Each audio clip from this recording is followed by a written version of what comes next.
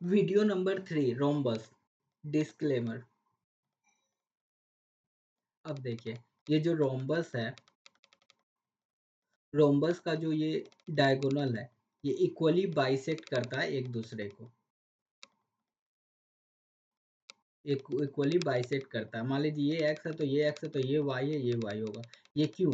जैसे ये फिगर देखिए, ठीक है, ये डायगोनल है। अपोजिट साइड्स तो रोम्बस का पैरेलल होता है, तो अगर ये एक्स है तो ये भी एक्स हो जाएगा, और ये वाई है तो ये भी वाई हो जाएगा, क्योंकि और ये पैरेलल है। और ये अगर जेड है तो ये भी जेड हो जाएगा, ठीक है।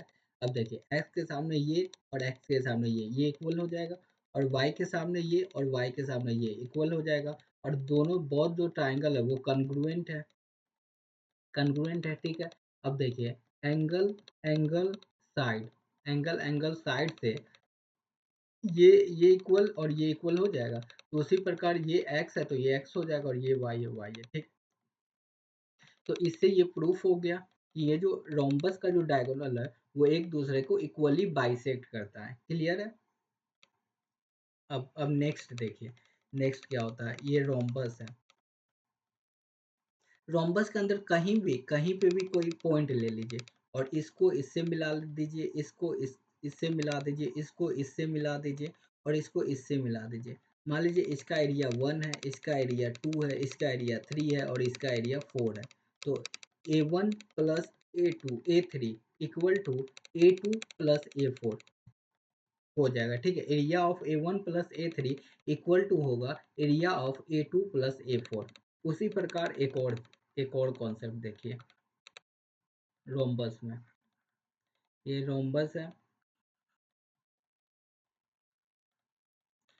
यहाँ से यहाँ से एक पॉइंट यहाँ पे, यहाँ से एक पॉइंट यहाँ पे।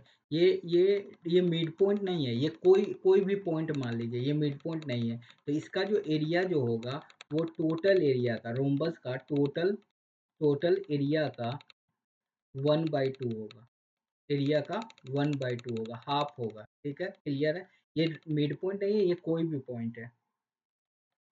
अब एक और कॉन्सेप्ट देखिए, ये रोम्बस है, ये रोम्बस का ये मिड पॉइंट, ये मिड पॉइंट, ये मिड पॉइंट, और ये मिड पॉइंट, रोम्बस के मिड पॉइंट को हम लोग मिला देंगे, तो ये जो फिगर बनेगा ये रेक्टेंगल बनेगा, रेक्टेंगल बनेगा। क्लियर है? ये दो कॉन्सेप्ट हम लोग सीखे, एक ये कॉन्सेप्ट, एक ये कॉन्सेप्ट, ये कॉन्सेप्ट, ये फोर्थ, ये चौथा नंबर कॉन्सेप्ट। क्लियर है? Thanks for watching, like and subscribe.